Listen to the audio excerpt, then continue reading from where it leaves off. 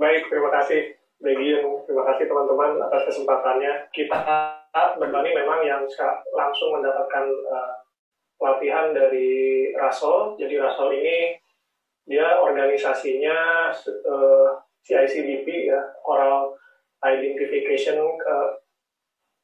Capacity Building Program. Jadi dia berbasis di Australia. Anggotanya cuma dia aja sih, berdua sama istrinya. Lalu kita bersyukur. Jadi ini sebagai contoh ya.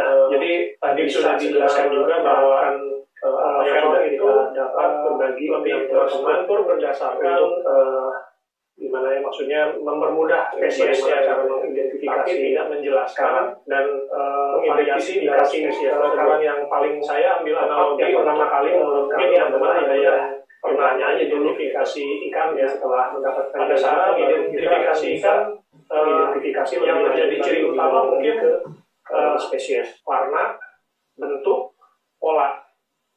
Dan ini untuk karang itu sangat berlawanan. Kita nggak boleh percaya dengan warna, nggak boleh percaya dengan bentuk, nggak boleh percaya dengan warna. Jadi untuk spesies yang sama itu bisa berbeda warna, bisa berbeda bentuk tergantung dengan kondisi habitatnya atau lokasinya. Ini sebagai salah satu contoh. Jadi tadi sudah disebutkan bahwa pada saat mengidentifikasi sebaiknya kita melihat dari jarak yang keseluruhan koloni ya di sini. Kemudian kita dekati kunci dari identifikasi ini untuk yang koral, ini karangnya bercabang ya. Itu apakah dia punya aksial atau tidak. Pada saat tidak ada aksial koralit, berarti dia masuk ke kategori yang lain. Sebagai contoh ini bukan tidak memiliki aksial koralit, kemudian ukuran koralitnya kecil, ya, berada di sela-sela dan di tonjolan-tonjolan ini, lalu kita membandingkan ke Coral Finder. Nah, di dalam Coral Finder, halaman paling depan itu adalah halaman kemiripan. Jadi, istilahnya Russell itu lookalike page. Jadi, kalau kita terjemahkan ke bahasa Indonesia itu halaman kemiripan. Jadi, ini kelompok kuncinya. Nah, ini ada kelompok kunci, ada 1, 2, 3, 4, 5, 6, 7, 8. Nah, untuk yang branching itu menempati yang paling atas. Jadi, karang-karang bercabang ada di sini semua. Dan dia dibedakan antara dibagi dua ya. Ini seperti kalau kita mengidentifikasi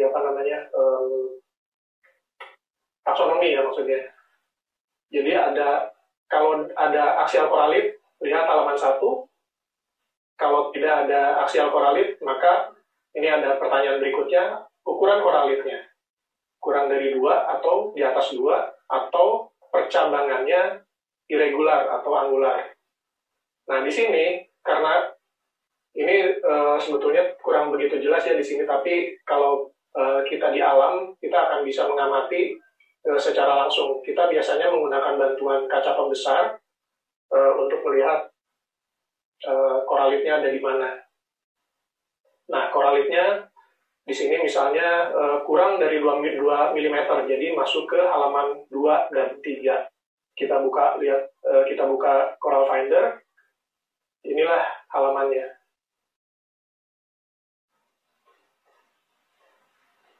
Nah, tadi yang halaman depan ini kelompok kunci ya, kelompok kunci istilahnya. Ini yang halaman kemiripan, lookalike page-nya. Nah, berikutnya, ini sudah ada 2 halaman 2 dan 3. Itu semuanya karang bercabang non-aksial, jadi tidak mempunyai aksial koralit.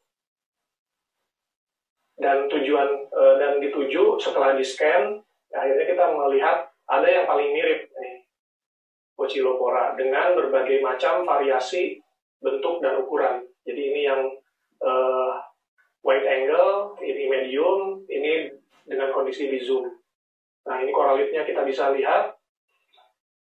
Di halaman Coral Finder ini, itu ada kotak segitiga dengan angka. Itu adalah biasanya menunjukkan ciri-ciri spesifik dari genus tersebut. Dan kotak yang kuning ini adalah ukuran sebenarnya. Jadi ukuran sebenarnya dari karang yang kita periksa. Kalau di sini mungkin jadi kelihatan lebih besar ya, kalau di layar monitor Anda. Tapi kalau di Coral Finder itu adalah ukuran yang sebenarnya. Jadi kalau 1 mm di sini, itu sama dengan 1 mm di dunia nyatanya. Nah, kemudian di paling kanan ini adalah karakteristik kunci. Jadi yang terutama yang di huruf tebal ini itu merupakan karakteristik kunci dari genus yang dituju. Nah, di sini ada angka 2 ini yang menunjukkan dari segitiga kuning tadi. 1, 2, dan 3 ini tentakel dan sebagainya. Jadi misalnya ini fuzz of fine tentacle, jadi tentakelnya yang halus atau lembut gitu ya. Nah, kemungkinan ini misalnya ada beberapa contoh spesiesnya, Poecilopora damicornis, Verrucosa, Eduxi, dan seterusnya. Dan kelebihan dari Coral Finder ini bisa mengacu ke Coral of the World. Jadi di sini kalau ada kode misalnya COTW V2 P2445, itu artinya Coral of the World volume 2 page 24 to 45. Jadi halaman 24 ke 25.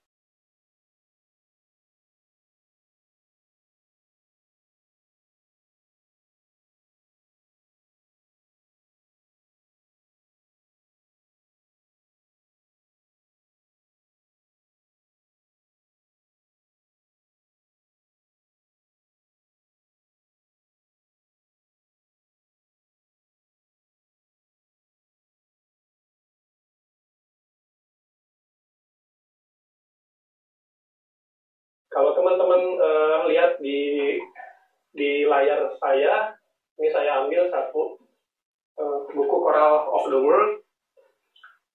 Ini volume 2 ya. Volume 2 halaman 24. Halaman 24 Poecilopora di sini kelihatan nggak? Sampai halaman 45. Dan ini yang bisa kita arahkan. Maksudnya kita mengarah ke spesiesnya dari sana. Jadi dari Poecilopora tadi dengan kode arahannya itu nanti mengarahkan kita ke halaman yang dituju.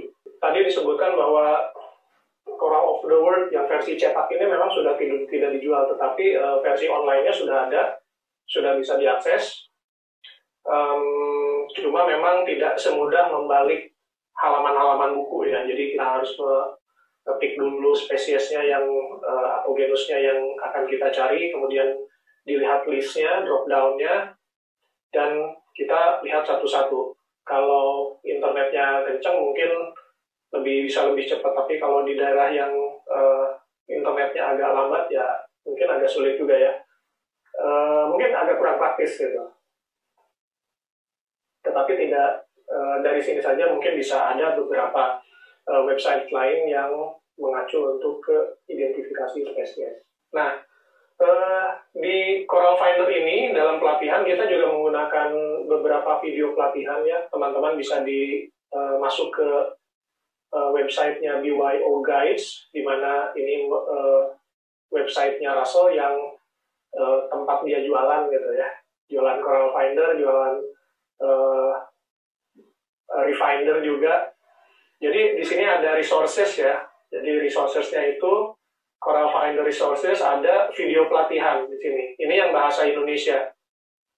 Jadi ada versi bahasa Inggrisnya, ada versi bahasa Indonesianya. Jadi yang versi bahasa Indonesianya itu diterjemahkan oleh saya dan Begin, kemudian ya mungkin bahasanya agak masih membingungkan gitu ya, dan direkam di Indonesia.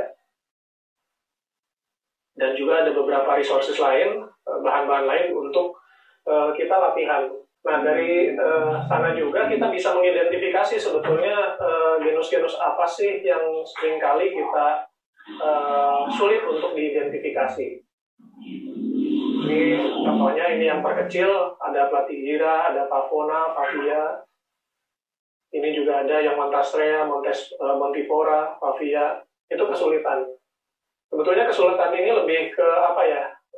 Mungkin karena jadwal pelatihannya yang agak padat, jadi peserta pelatihan itu seperti dicekoki dengan bahan yang sangat banyak gitu. Jadi seringkali ada beberapa tips dan trik yang terlupa gitu. Ini misalnya ini Pavona, ini pelatih gira ini Favites lagi.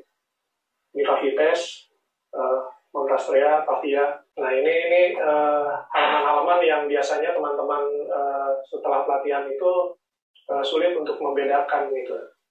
Tetapi jika kita cukup jeli dan mengikuti karakteristiknya, sebetulnya akan mudah dibedakan. Hanya butuh ketelitian. Ini juga sama. Jadi ada Samopora, Coccinarea, Pavona, Porites, Favites, Goniastrea, dan seterusnya. Ya, mungkin dari saya itu sih.